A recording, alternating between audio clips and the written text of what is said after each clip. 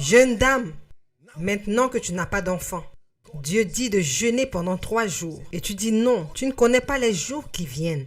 Tu ne connais pas la responsabilité des attaques qui peuvent survenir sur tes enfants. Tu profites des vaches grasses et Dieu te dit de prier. Jeune homme, tu veux commencer le ministère et tu te déplaces déjà avec un protocole. Dieu dit n'importe quoi, assieds-toi. Il y a des jours qui viennent. Tu ne connais pas les démons qui s'attaquent aux manteaux et aux onctions. Prépare-toi, car là où je t'envoie, tu auras besoin de puissance dans l'esprit pour les résultats que tu veux.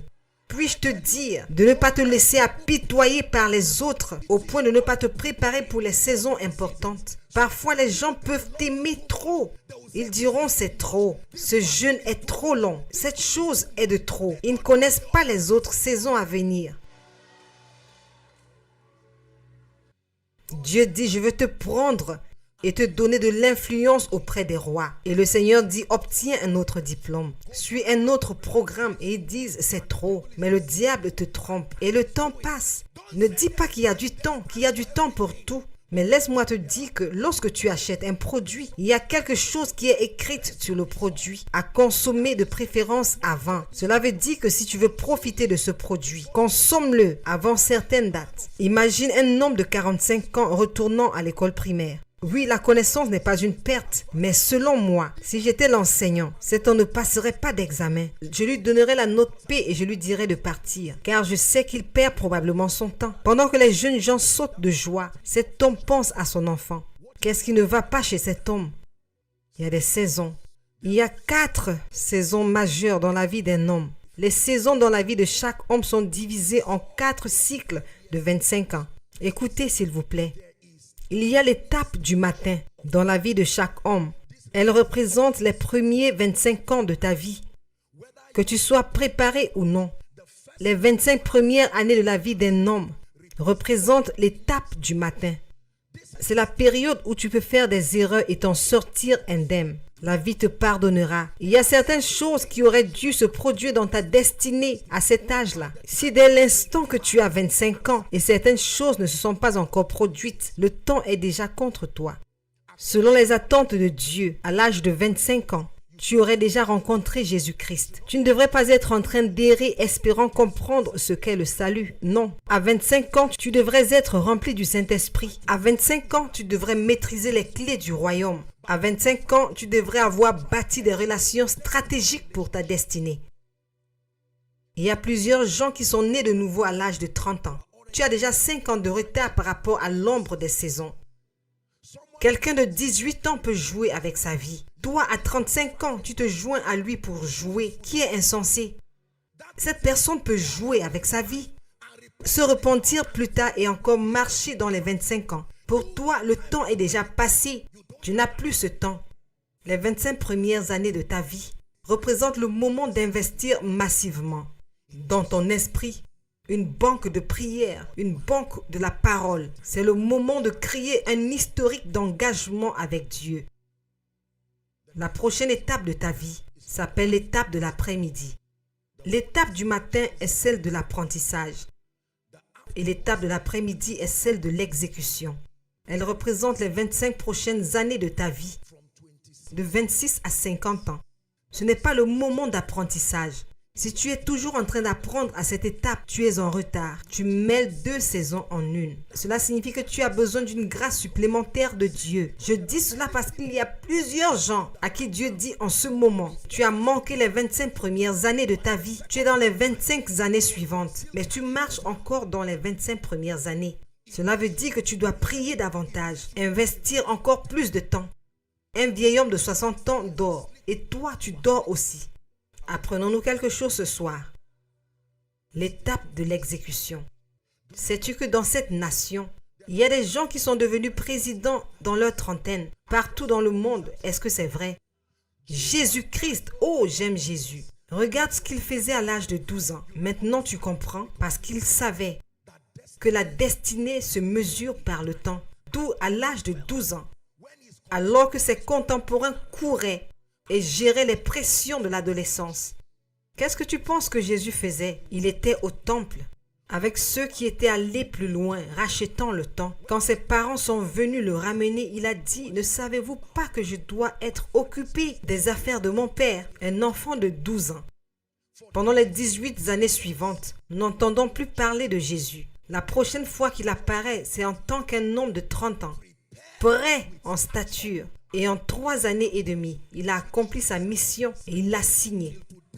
Et cela reste inégalé jusqu'aujourd'hui, 30 ans. Imagine quelqu'un qui se convertit à 45 ans.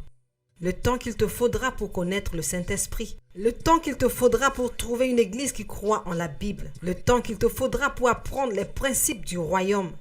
Est-ce que Dieu nous parle? Alors la deuxième saison de ta vie, la saison de l'exécution. Marcher dans la plénitude de ton but et de ta mission, de 26 à 50 ans.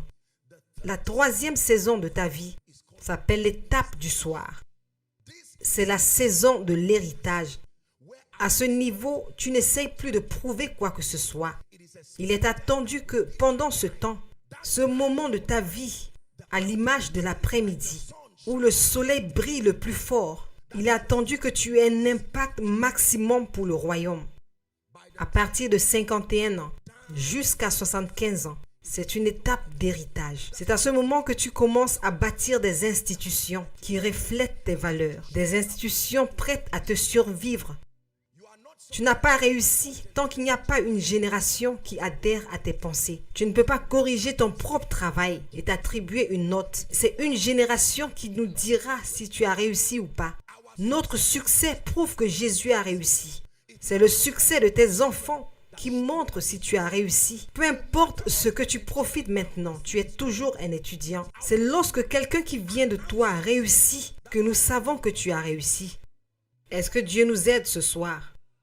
L'étape d'héritage. C'est à ce moment que tu te retournes et que tu commences à former et bâtir la génération à venir, leur enseignant de tes erreurs, déversant passionnément ton cœur, en leur disant, si vous arrivez ici, même si vous n'avez pas l'impression qu'il y a un trou, il faut sauter. Je ne le savais pas quand j'y étais et ça m'a coûté 10 années supplémentaires. Écoutez-moi, il y a des jeunes gens aujourd'hui qui dorment 8 heures en un jour. Laissez-moi vous donner un conseil. Si vous dormez 8 heures sur 24 heures avant l'âge de 30 ans, vous aurez dormi pendant 10 années de votre vie. Dormir 10 années à l'âge de 30 ans. Puis-je vous dire la vérité la plus honnête, ce avec tout sens de respect, à tout le monde, mais particulièrement aux jeunes gens. Faites attention avec cette obsession pour le confort, à une étape précoce de la vie. Nous avons une génération qui est si passionnée du confort. À l'âge de 20 ans, tu es déjà en train de regarder, tu dis, je ne veux rien qui va me pousser. Aïe! Tu lis la Bible pendant 2 heures, tu dors pendant 4 heures. Je ne peux pas bouger tant qu'il n'y a pas une voiture pour me déplacer. Vous devez faire attention. Je dois faire l'œuvre de celui qui m'a envoyé pendant qu'il fait encore jour. Jésus lui-même l'a dit, parce que la nuit arrive, même pour Jésus, où personne ne peut travailler. Il y a des gens aujourd'hui qui ont eu l'opportunité de bâtir des cités et de bâtir des édifices desquels eux-mêmes et leurs enfants ainsi que les enfants de leurs enfants pouvaient manger. Mais l'égocentrisme et la distraction ne leur ont pas permis de savoir qu'ils étaient en train d'avancer en âge. Et voici quand ils ouvrent les yeux, ils ont déjà 60 ans. Et même pas un seul lieu de résidence. Je ne veux pas être sarcastique, pardonnez-moi, mais je dois enseigner ceci. Et plusieurs d'entre nous, jeunes gens, nous avons passé notre vie à critiquer les hommes de Dieu, critiquer les parents, critiquer les politiciens, oubliant que nous-mêmes sommes en train d'aller vers cette étape-là. Plusieurs d'entre nous y sont arrivés et nous faisons même plus de désordre que ceux que nous avons critiqués. Parce que le temps qu'il faut pour se préparer est le même temps qu'il faut pour critiquer.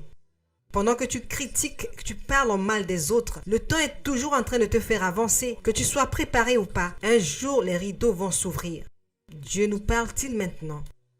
Les années d'héritage et la dernière saison de ta vie, les 25 dernières années, s'appelle l'étape du repos. Pas la mort, le repos. Si tu as commencé ce voyage complètement, à 75 ans, tu devrais presque être prêt à terminer ta mission en consolidant seulement et bénissant le nom du Seigneur. Il y a peu de gens qui ont réussi à démontrer cela de leur vivant. L'un d'eux était Billy Graham. Un homme qui a terminé sa mission et était encore en vie pour revenir en arrière. Tout le monde savait que cet homme avait terminé sa mission. Le mystère du rêve de Pharaon est une leçon pour toute personne vivante. C'est que les saisons changent. Les saisons changent. Les saisons d'opportunité viendront.